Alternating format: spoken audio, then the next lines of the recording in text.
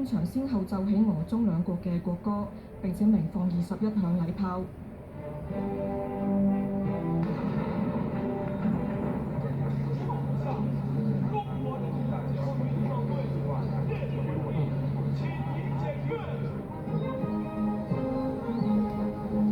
中俄元首一同檢閱解放軍儀仗隊，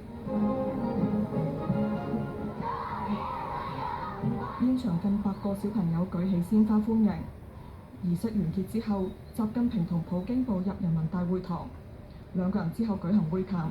習近平歡迎普京訪華，話多年嚟雙方一直保持緊密嘅聯繫，共同確定中俄全面伙伴關係，新時代全面戰略協作伙伴關係不斷深化。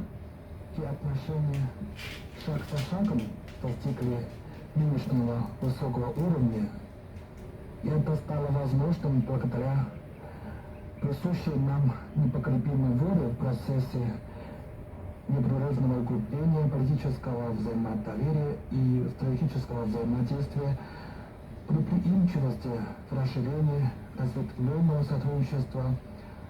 а также храбрости и мужеству в деле отстаивания международной справедливости в целях習近平話：喺混亂同困難嘅局勢中，各種思潮泛濫，但追求和平、發展同合作嘅趨勢依然存在。中俄應該從長遠嘅利益出發，通過推進全方位戰略協作，構建更加公正合理嘅